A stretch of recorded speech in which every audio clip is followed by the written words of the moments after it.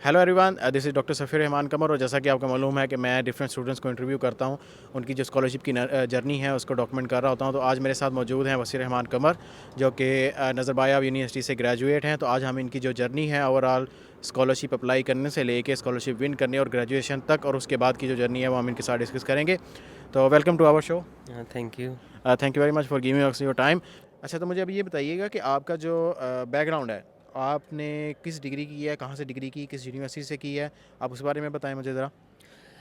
जी, मैं फैसलाबाद पंजाब का रहने वाला हूँ। मैंने अपनी जो बैचलर्स डिग्री थी वो फैसलाबाद से ही की थी, नेशनल टेक्सटाइल यूनिवर्सिटी से। तो आपका जो मेजर था, नेक्स्ट टेक्सटाइल यूनिवर्सिटी में डिफरेंट मेजर्स होते हैं, आपका मेजर क्या था? मैंने bachelor of science in software engineering की है। सॉफ्टवेयर इंजीनियरिंग की थी। तो अच्छा, अब मुझे ये बताएं कि आपकी जो जीपीए थी, जो स्टूडेंट्स पूछते हैं कि उनकी जो जीपीए हाई होती है तो उन्हीं को जो है स्कॉलरशिप मिलता है, आपकी जीपीए कितनी थी? जी, शुरू सेमेस्टर्स में तो मेरी जीपीए 3 से कम ही थी। मोस्ट ऑफ द सेमेस्टर मेरी जीपीए थी वो 2.678 के करीब ही रही थी। लेकिन at the end of the degree I graduated with 3.23। But जब मैंने स्कॉलरशिप के लिए अप्लाई किया था तो तब मेरी जो जीपीए थी वो 3.04 थी। हाँ, 3.04 थी, यानी कि आपने हॉफ सर्टिफिकेट की बेस के ऊपर अप्लाई किया था। जी, मैं उस वक्त 7th सेमेस्टर में था, लेकिन यूनिवर्सिटी ने मेरा जो रिज़ल्ट था वो 6 सेमेस्टर का अभी इशू नहीं किया था। तो मैंने 5th सेमेस्टर की बेस के ऊपर फिर ये होप सर्टिफिकेट लगा के अप्लाई किया था। हाँ, ये देखें, एक क्वेश्चन जो है अक्सर स्टूडेंट पूछते हैं कि हम किस सेमेस्टर में अप्लाई कर सकते हैं। सबसे बेस्ट ये है कि आप 7वें सेमेस्टर में अप्लाई करें। और जीपीए जो है, यहाँ जैसे इन्होंने बताया, इनकी 3.2 जीपीए से ग्रेजुएट हुए हैं ये, और इनका जो है नज़रबाया यूनिवर्सिटी में एडमिशन हुआ था। जीपीए डज़ मैटर अलॉट, लेकिन उनके अलावा भी डिफरेंट चीज़ें होती हैं जो मैटर कर रही होती हैं। तो आप लोग जो हैं वो लास्ट सेमेस्टर में भी अप्लाई कर सकते हैं, और अगर आप ग्रेजुएट हो गए हैं तब भी आप अप्लाई कर सकते हैं। अच्छा, अब मेरे क्वेश्चन जो है आपसे ये है, चूँकि आपकी जो जीपीए थी वो कम थी, आपके पास और कौन-कौन से ऐसे प्रोफ़ाइल था आपका कि कोई एक्सपीरियंसेस थे या कोई ऐसी चीज़ें थी जो आप समझते हैं कि उसकी वजह से आपकी जो है वहाँ पे सिलेक्शन हुई है, या स्टूडेंट्स को वो करनी चाहिए जिसकी वजह से उनका प्रोफ़ाइल अच्छा हो सकता है? क्योंकि आप ग्रेजुएट विनर हैं नज़रबायाब के, तो आपने डिफरेंट बैचेस देखे होंगे स्टूडेंट्स के आ रहे हैं, और उनके जो प्रोफ़ाइल से वो भी शायद आपको मौका मिला हो देखने का, अगर रिव्यू करने का। तो आपने क्या देखा कि कौन से ऐसे बच्चे हैं जिनकी जो सिलेक्शन है वो नज़रबायाब यूनिवर्सिटी करती है, और आपकी जो सिलेक्शन थी वो किस बेस पे हुई थी? जब मैंने अप्लाई किया था तब जो सिलेक्शन होती थी वो मोस्टली पोर्टफोलियो बेस्ड और सीजीपीए बेस्ड इतनी नहीं होती थी, पोर्टफोलियो बेस्ड होती थी। तो तब मेरी जीपीए तो खैर इतनी अच्छी नहीं थी, लेकिन मेरा जो वर्क एक्सपीरियंस था वो बहुत ज़्यादा था। मैंने इंटर्नशिप्स जो हैं वो काफ़ी की हुई थी with some startups and some industry, and even I served as a teaching assistant my university. So these internships benefits a lot. हाँ, ओके। तो आप लोग जो स्टूडेंट्स कहते हैं ना कि हमारा प्रोफाइल अच्छा नहीं है, तो प्रोफाइल अच्छा करने की टिप इन्होंने अभी आपको दे दी है। इंटर्नशिप करें, चाहे वो अनपेड्स हैं, और टीचिंग असिस्टेंटशिप करें, जो चाहे वो अनपेड हैं, उससे आपका एक्सपीरियंस बढ़ेगा, आपका पोर्टफोलियो अच्छा होगा, और एक्सपीरियंस ही जितना अच्छा होगा, उतना रेलिवेंट होगा, उतना ही आपको जो है वो आगे बेनिफिट मिलेगा। अच्छा, अब जो आपकी एडमिशन था, आपने ऑनलाइन अप्लाई किया था या किसी एजेंट के थ्रू अप्लाई किया था, या आपने खुद से ही जो है वो इर्द गिर्द सीनियर से देख दो के अप्लाई किया था? इसका जो ऑनलाइन एप्लीकेशन सिस्टम है तो कम्प्लीटली ऑनलाइन है। आपने कोई डॉक्यूमेंट्स हार्ड कॉपी के फॉर्म में वहाँ पे सेंड नहीं करने। और जब मैंने अप्लाई किया था, मैंने जस्ट ये ग्रुप के अंदर एक पोस्ट देखी थी, किसी सीनियर ने लगाई थी, तो मैंने जस्ट उसके ऊपर अप्लाई कर दिया और ऑनलाइन एप्लीकेशन से जस्ट फॉर्म फिल किया, अपने डॉक्यूमेंट्स अटैच किए, and then wait for the interview call. अच्छा, आपने ऑनलाइन एप्लीकेशन फ़ॉर्म की थी, क्या आपने कोई फ़ीस भी जमा करवाई थी इसकी, कि जो एप्लीकेशन प्रोसेसिंग होती है डिफरेंट कंट्रीज चार्ज करते हैं, तो क्या आपने कोई एप्लीकेशन फ़ी जमा करवाई थी? क्या अभी एप्लीकेशन फ़ी जो है वो एप्लीकेबल होगी भी है? जी, जब से कंपटीशन हाई हुआ तब से इन्होंने जो है एप्लीकेशन फ़ीस लगा दी है। जब मैंने अप्लाई की था तब एप्लीकेशन फ़ीस नहीं थी, लेकिन अब हर एक प्रोग्राम के लिए आपको तकरीबन पाकिस्तानी 6,000 रुपये एप्लीकेशन फ़ीस देनी पड़ेगी। यानी कि अगर आप कह लें कि फ़ॉर एग्ज़ाम्पल कंप्यूटर साइंस की फ़ील्ड में ले लें, वहाँ पे 2 प्रोग्राम है मास्टर्स के, एक in master in computer science है और एक इन डाटा साइंस है। तो आप 2 प्रोग्राम्स में अप्लाई करना चाहते हैं तो आपको दोनों का 6-6 हज़ार रुपया जमा करवाना पड़ेगा। अगर आप एक में करेंगे तो सिर्फ 6,000 रुपया करवाना पड़ेगा। हाँ, ओके। तो अभी एक और क्वेश्चन जो है बड़ा अहम है, जीपीए हमारा जो है इसके साथ बात होगी। अब इंग्लिश के बारे में बहुत सारे स्टूडेंट्स इस बारे में भी कंफ्यूज रहते हैं कि हमारा जो आइल्स है हमारे पास नहीं है। क्या आपके पास आइल्स था आपने जब अप्लाई किया, या आपके पास कोई ऐसा सर्टिफिकेट था जो आइल्स के रिलेटेड हो, इक्विवेलेंट हो, जैसे डिफरेंट तरह के होते हैं, जैसे वो जीआरई वगैरह होते हैं, या आईडीपी के होते हैं टेस्ट वगैरह, या डुलिंगो वगैरह होता है, तो आपके पास कोई टेस्ट आया था ऐसा?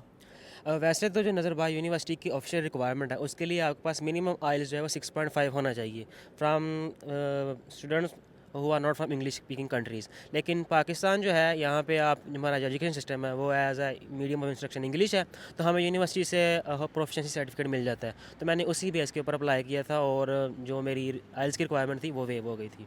हाँ, ये बड़ा बेस्ट इन्होंने बताया। बहुत सारे ऐसे मुल्क हैं जो आपको स्कॉलरशिप के ऊपर जो है इस पे वेवियर दे देते हैं कि आपकी जो प्रीवियस डिग्री थी अगर तो वो इंग्लिश में पढ़ाई गई है तो वो आपका जो आइल्स का पार्ट होता है उसको वेव कर देते हैं और आपकी जो डिग्री है वो फिर जो इंग्लिश वैल्यूएशन होती है वो इंटरव्यूज़ के अंदर होती है। अच्छा, अब इसी के रिलेटेड मैं आपको आपने चूँकि लास्ट सेमेस्टर में अप्लाई किया था, तो जब आप ग्रेजुएट हुए थे, आपका तकरीबन 3 सेमेस्टर और भी होंगे, जो 7वें में थे तो साल लग गया होगा एडमिशन प्रोसेस के अंदर। तो आपका जो एडमिशन हुआ था वो किस इनटेक में हुआ था, जिसमें में आपने इंटरव्यू दिया था या एडमिशन अप्लाई किया था या उससे अगले साल में हुआ था? जिस साल मैंने इंटरव्यू दिया था, मेरा जो एडमिशन है उसी साल हुआ था। इसका जो मेरा इनटेक था वो 2023-2024 इनटेक था, और जो मैंने अप्लाई किया था वो फरवरी की लास्ट मंथ में उसकी डेडलाइन थी, लास्ट डेट्स में।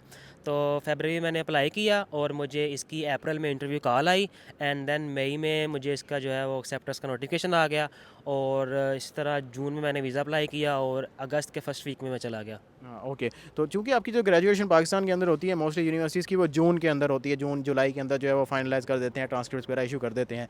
तो क्या आपको यूनिवर्सिटी ने कोई कंडीशनल ऑफ़र दी थी कि आप हमें डिग्री वगैरह प्रोवाइड करें, या उन्होंने कहा था कि हम आप हमें पता है कि आप ग्रेजुएट स्टूडेंट हैं लेकिन हमें कोई प्रूफ़ दे दें?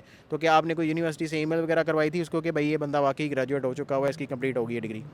जी, जो एडमिशन था वो मेरा कंडीशनल एडमिशन हुआ था। मुझे ऑफ़र जो लेटर आया था उसमें उन्होंने कहा था कि एक डेडलाइन मुकर्रर की थी कि इस डेडलाइन तक आप हमें अपनी ऑफिशियल डिग्री एंड ट्रांसक्रिप्ट जो है वो सेंड करें। तो उन्होंने मुख्तलिफ ऑप्शंस दिए थे।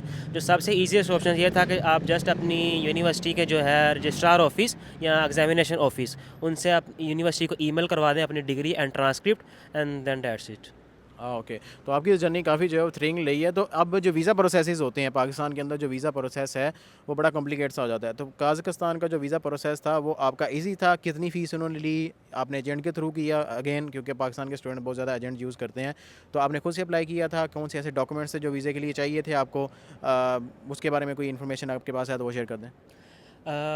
जी, वैसे तो जब मैंने अप्लाई किया था 2 साल हो गए हैं तकरीबन इस बात को, तो तब तो वीज़ा प्रोसेस थोड़ा-सा सिंपल था। लेकिन अब काफ़ी स्टूडेंट्स आ रहे हैं तो उनसे सुनने को मिल रहा है कि वीज़ा प्रोसेस जो है वो थोड़ा-सा कॉम्प्लिकेट हो चुका है। वैसे जो है, लेकिन एज़ अ नज़रबाज यूनिवर्सिटी स्टूडेंट आपको जो है वीज़ा ईज़िली मिल जाता है। द मेन रिक्वायरमेंट जो है वो इसकी इन्विटेशन लेटर है। तो वो यूनिवर्सिटी आपको इन्विटेशन लेटर सेंड कर देती है।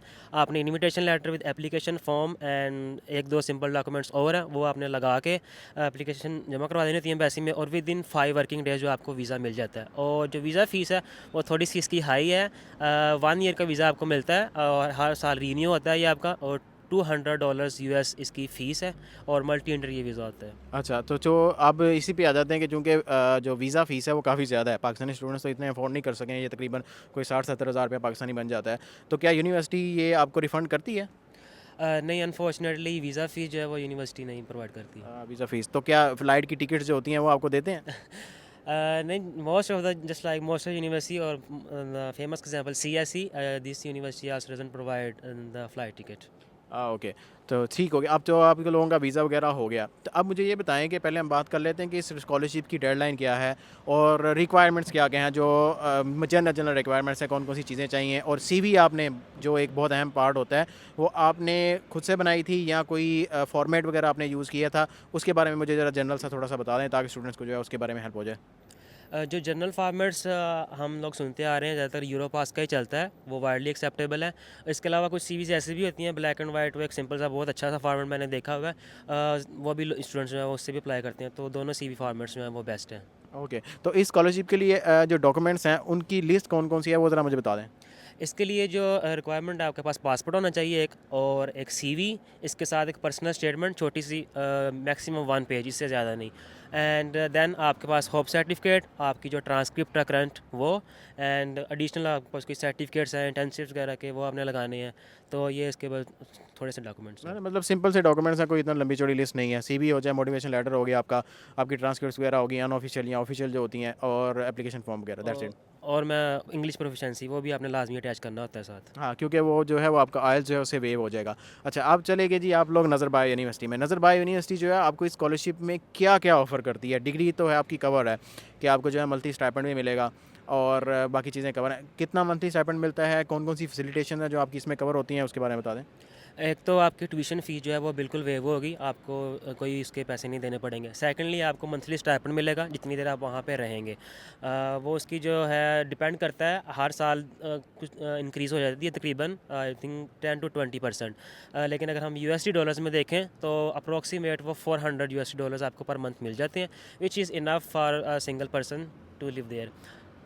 अच्छा, अब चूँकि सीएससी वगैरह आपने बात की पहले कि उनके ऊपर डिफरेंट फैसिलिटेशंस होती हैं, तो इसमें जो है वो आपको अकोमोडेशन प्रोवाइड की जाती है? अगर अकोमोडेशन प्रोवाइड की जाती है, क्या आप खुद से पे करते हैं, यूनिवर्सिटी कवर करती है? जी, यूनिवर्सिटी के अंदर जो है वो डॉर्म्स अवेलेबल हैं, इंटरनेशनल स्टूडेंट्स होते हैं वो प्रायोरिटी पे होते हैं, उनको वहाँ पे इजीली डॉर्म जो है वो मिल जाता है। लेकिन इसका ये है कि फुली फ्री ऑफ कॉस्ट तो नहीं है वो डॉर्मेटरी, लेकिन आपको बहुत अच्छी सब्सिडी मिल जाती है, लाइक कि आप बिल्कुल ही फ्री में रह रहे हैं, तो ईज़िली है, एक्सेसिबल है। तो वैसे कितनी प्राइस होती है और क्या शेयर्ड रूम होते हैं? जी, शेयर्ड रूम होते हैं, एक रूम में 2 लोग होते हैं, और जो है प्राइस वैसे अगर पाकिस्तानी रुपीज़ में देखा जाए तो आपकी जो पर सेमेस्टर है वो आई थिंक 60,000 रुपया होगी अब मेरा ख्याल है, पर पर सेमेस्टर सेमेस्टर। तो वो तो कवर हो जाता है उसमें, चूँकि $400-500 आपको मिलता है। अच्छा, अब मुझे इसमें बताएँ कि आप जब जो कोर्स करिकुलम होता है वहाँ का, पाकिस्तान का तो हमें पता है कि वो डिफरेंट है, रट्टा वाला सिस्टम चल रहा होता है। वहाँ पे जो कोर्स करिकुलम होते हैं या एग्ज़ाम्स वगैरह होते हैं, वो किस तरह के होते हैं स्टूडेंट को, ताकि मेंटली तौर पे प्रिपेयर हो गए हैं कि भई बहुत सारी चीज़ें डिफरेंट हो सकती हैं। तो उस बारे में मुझे बताएँ कि जो एग्ज़ाम्स होते हैं वो कैसे होते हैं, असाइनमेंट्स कैसी होती हैं, या सेम टाइम पाकिस्तान जैसा वाला सिस्टम या एजुकेशन सिस्टम या डिफरेंट है?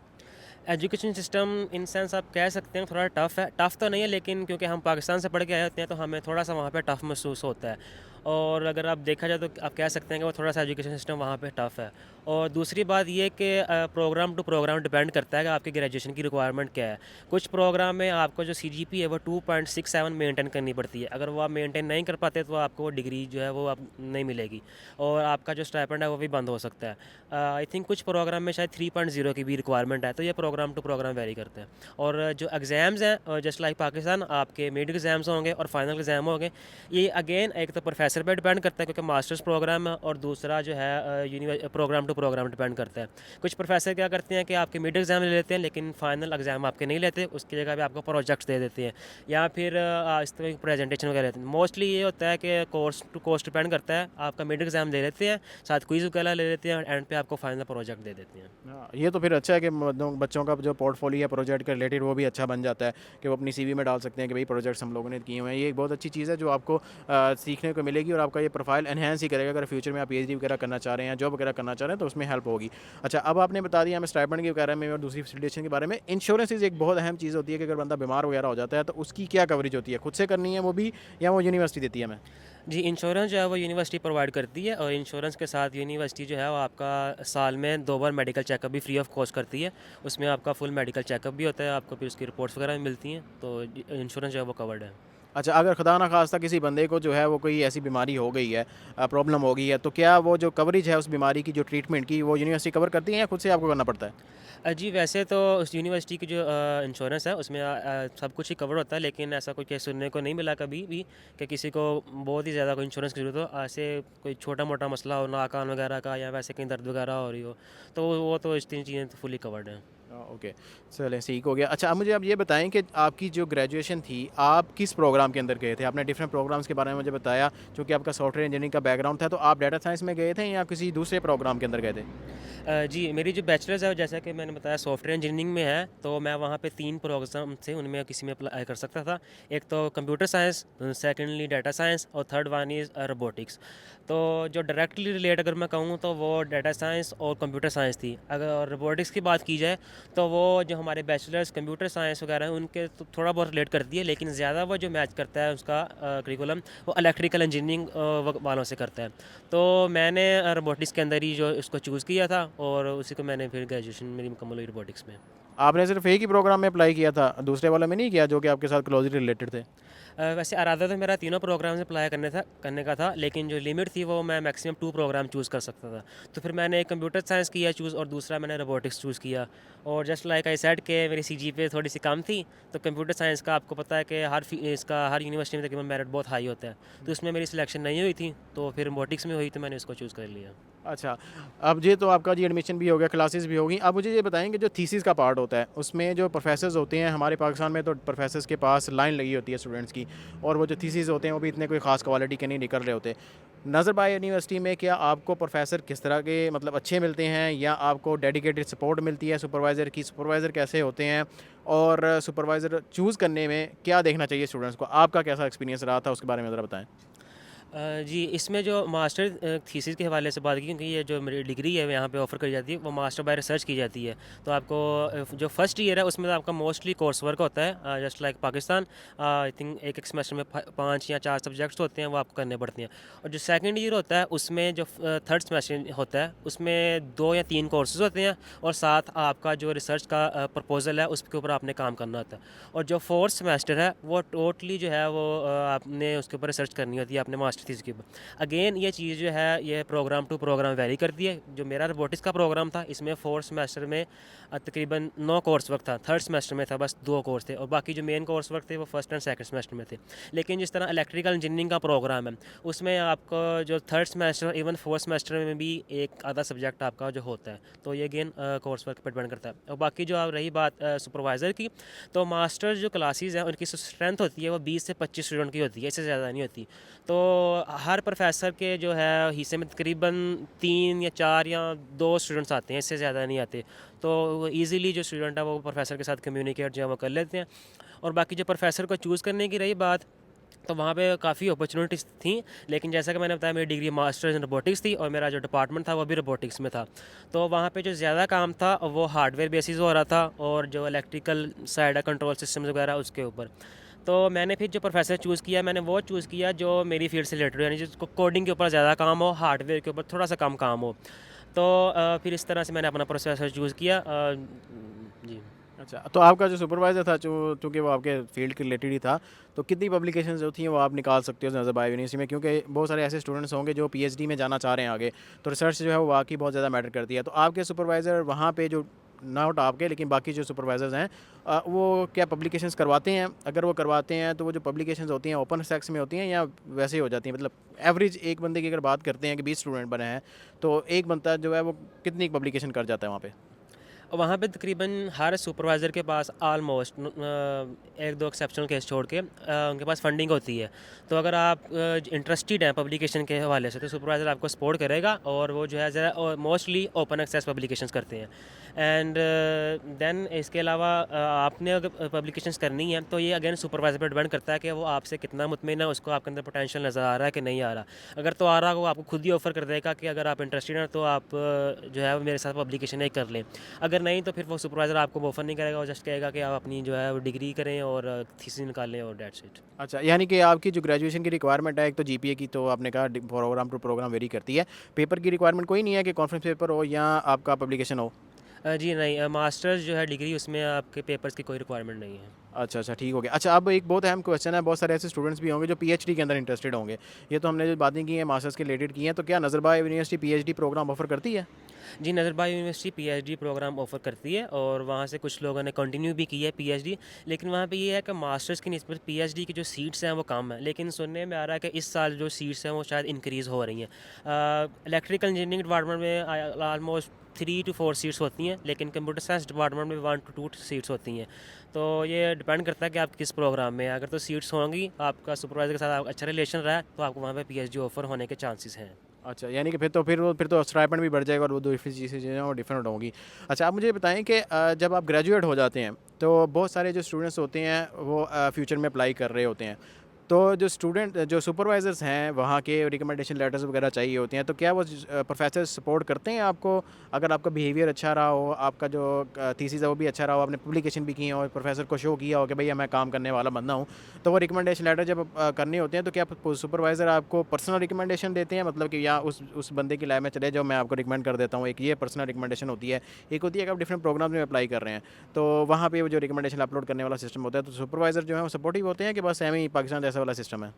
मेरा जो एक्सपीरियंस रहा है वो सुपरवाइज़र के साथ अच्छा रहा है। मैंने उनको बताया था कि मैं आगे पीएचडी करने के लिए इंटरेस्टेड हूँ, तो उन्होंने मुझे जो है वो अपना रिकमेंडेशन लेटर प्रोवाइड कर दिया था। उन्होंने मेरे साथ कहा भी था कि आप इसको कहीं भी यूज़ कर सकते हैं, नो प्रॉब्लम एट ऑल। तो मैंने इसको यूज़ भी किया था और ईमेल के वो रिस्पॉन्स भी कर देते हैं ईज़िली।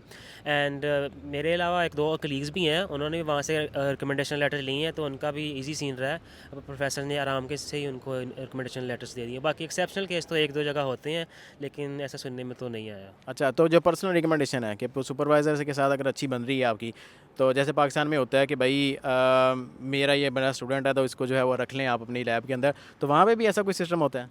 जी, जी, ये इस तरह का सिस्टम वहाँ पे भी है। अगर स्टूडेंट बहुत ही अच्छा है, प्रोफेसर के साथ उसने जो थीसिस है वो बहुत अच्छे तरीके से किया है, तो इवन जो सुपरवाइज़र आपका फ़ौरन यूनिवर्सिटी में भी रिकमेंड कर देता है अगर उसका कोई वहाँ पे कोलीग्स है। फॉर एग्जांपल अगर वो आपका सुपरवाइज़र है, क्योंकि मोस्टली वहाँ पे जो फैकल्टी है वो इंटरनेशनल ग्रेजुएटेड है, कई कोरिया, जापान वगैरह से पढ़ के आई हुई है। तो अगर आपको उसको आपके अंदर पोटेंशियल नज़र आया, तो वो आपको अपनी यूनिवर्सिटी जहाँ से उसने ग्रेजुएशन की है, पीएचडी वगैरह की है, उस सुपरवाइज़र के पास आपको रिकमेंड भी कर सकता है। और इवन इसी यूनिवर्सिटी के अंदर अगर आप हैं, तो उसके पास अगर फंडिंग अवेलेबल नहीं है, तो उसके किसी कलीग के पास है, तो उस उधर भी आपको वो रेफ़र कर देते हैं सुपरवाइज़र्स। यानी कि काफ़ी सपोर्टिव इन्वायरमेंट है, चूँकि नज़रबायर यूनिवर्सिटी जो है टॉप 500 के अंदर आ रही है और हो सकता है कि अगले 5 सालों में 4 सालों में जो है वो 200 के अंदर भी आ जाए।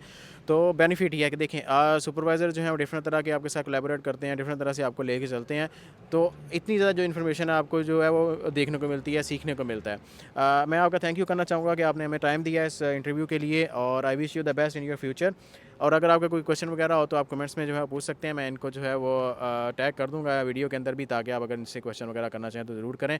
और अगर कोई सीवी रिव्यू करवाना चाहो तो क्या वो आपसे कॉन्टैक्ट कर सकता है? सीवी रिव्यू के हवाले से तो मैं यही रिकमेंड करूँगा कि आप डॉक्टर साहब के साथ ही रब्ता करें, क्योंकि इनके पास ज़्यादा एक्सपीरियंस है मुझसे। मैं तो अभी रिसेंटली ग्रेजुएट हुआ और मेरा गैप भी कोई नहीं था डिग्री में। जैसे ही मेरे बैचलर्स हुआ इमीडिएटली मैं मास्टर्स में चला गया। तो आई थिंक जो हाईली क्वालिफाइड लोग हैं आप उनसे रब्ता करना चाहिए आपको। चलें, सही है, कोई नहीं, मैं जो इसकी सीवी की वीडियो है वो मैं यहाँ पे कहीं पे पिन कर दूंगा, ताकि जो है वो आप लोग उसको देख लें, क्योंकि उसमें मैंने जो स्टूडेंट्स की सीवी थी वो रिव्यू की थी, क्या करना चाहिए क्या नहीं करना चाहिए। और मैं आप लोगों को I wish you the best all of you, और अगर कोई क्वेश्चन वगैरह हो तो आप ज़रूर कमेंट्स कीजिएगा, उसका इंशाल्लाह ताला हम जो है वो आंसर आपको कर देंगे। और good luck with the scholarship journey.